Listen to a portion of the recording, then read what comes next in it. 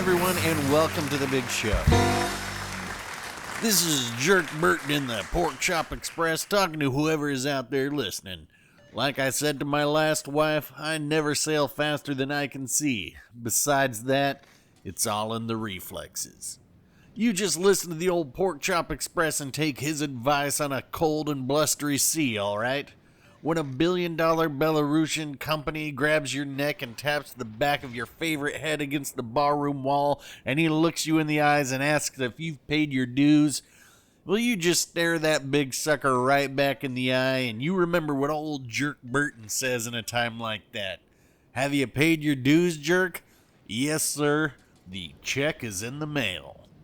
And that brings us to tonight's guest, the brand spanking new, ridiculously priced premium tier 5 US-ish battleship. Give it up for Primal. Now, not so long ago, I had a request to do a video on the New Mexico, and while you may be thinking that this is just a New Mexico given the Skull Island treatment, this is actually an Idaho with the Skull Island treatment. It's like looking for one girl with green eyes only to find two. And then the second one has more AA. That is to say, I play them both the same way, so if you take anything from this, you can apply it to your New Mexico gameplay, and you'll never notice the difference. But before we go too far down into the sewers of Chinatown, let me show you who old Jerk Burton is going to be teaming up with in this match. We've got representatives of the Chang Sing, Billiam Sims, with Cunningham and Hipper. And let me just stop you right there. Why am I not running Kong? Because right now, there's just not much reason for me to. I have Billiam ranked up high enough, and with the lack of carriers I see in my games, it's not worth it for me to pump more resources into a captain whose skills will mostly only be valuable in the 10% of matches with a carrier, and even then, only if they come at me, bro.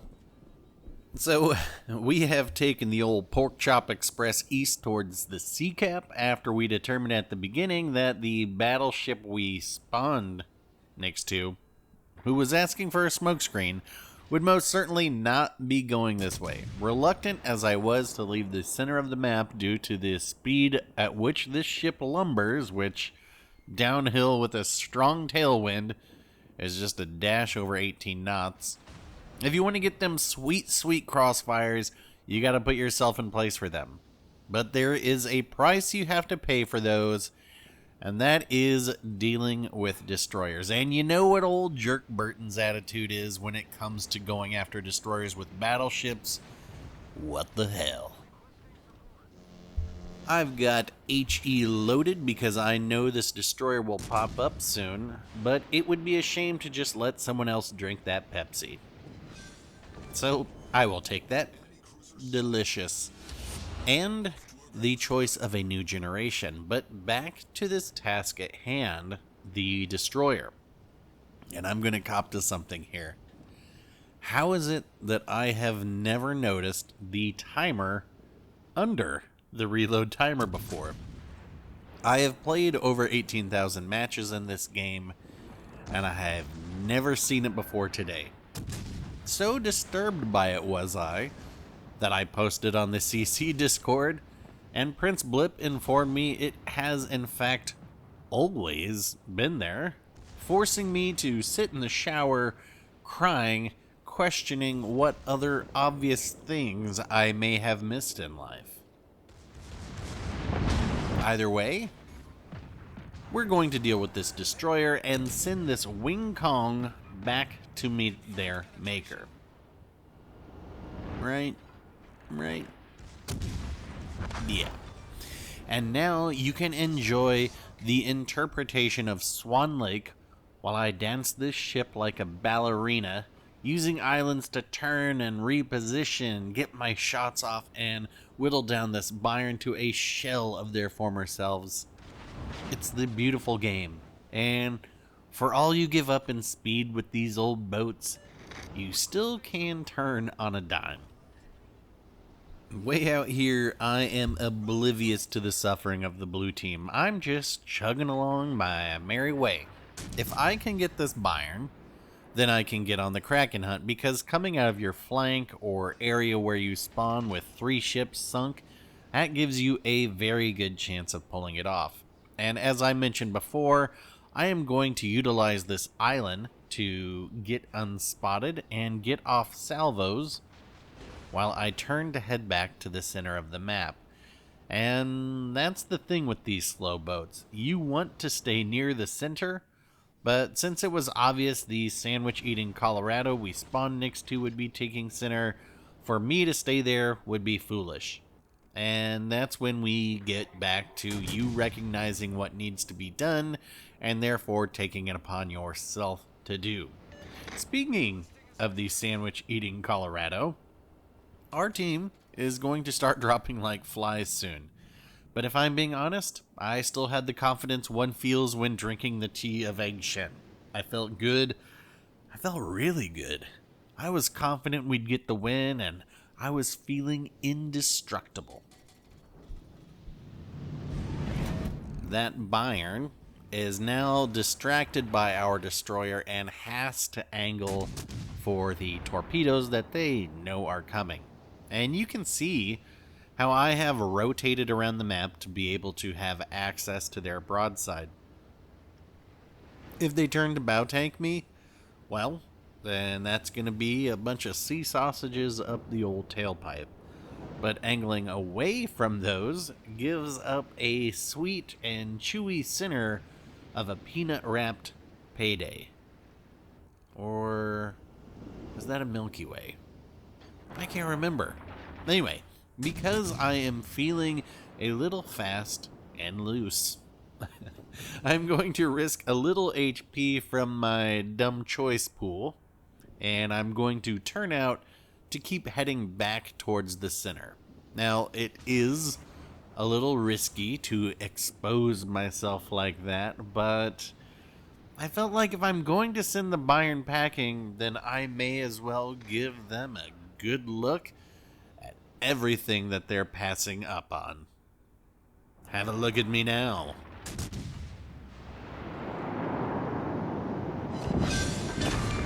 Alright, so that's 3. And now let's take a look at the situation. The red team has DOS battleships and DOS cruisers. We have DOS battleships DOS destroyers. So long as we can all agree to be cool, then we should have this. As I mentioned, I hadn't really been paying attention to what was going on with the other side. I was just focusing on my flank and trying to sink everyone over here. So I can't really judge how things went down over there. But I can recall being a little surprised when I looked up and saw how few ships we had left. I'm still full health though, as is our Ismail. Another Pensacola that I can try and quench my thirst with. Here we go. Open up and say ah. But we're not going to get any luck there. What is it? Maybe an overpin or something? And that's just fine. Our Ismail is going to finish the Pensacola, and I will leave my attention with this Graf Spee. And then I can focus on setting up a crossfire on the 2 remaining battleships, a Colorado and a Dunkirk. So I'm going to go ahead and take this shot real quick. And I don't think I really connect any here. And then slow down and try and get around this island. I really don't want to lose all my momentum by having to back up and turn and go around. But these things, like I said, they turn on a dime. So we are just fine. We get around there. And then I'm going to try and figure out how I want to play this. It looks like the Colorado and Dunkirk are going to hold that point that looks straight south, which is kind of a questionable decision. You know me, I always say do not be in the same square as your teammate. Go where your teammates aren't. And so I'm looking at our Ismail here. They've got this nice island as protection, which is going to block any shells on their nose from the Colorado if they come that way, which will, well, actually, maybe it can't overmatch that. I can't remember. but nonetheless, that's kind of pointless. And so I'm taking this shot here, and I'm trying to see if the Dunkirk will come around broadside. If they do, well, you can imagine what will happen. But they actually are going to just kind of hold up there. So I will proceed around north of this island to get access to the other side of these battleships, while our destroyers do a pretty good job of just flooding that area with torpedoes. Now first, it does become apparent that this Grafspee is going to be coming around this island, so we'll just hold. Hold. Okay. Alright, there we go. Number 4. And I think you guys can see how this is going to go from here. The red battleships, having clumped themselves into a ball, are now on the receiving end of a whole wall of skill from every conceivable direction but up. I continue to quickly make my way to the north of the island, and the Ismail is going to continue to have access to this south side. This is a pick your poison moment for them. Do you want the blue pill or the red pill, or I guess the torpedo pill?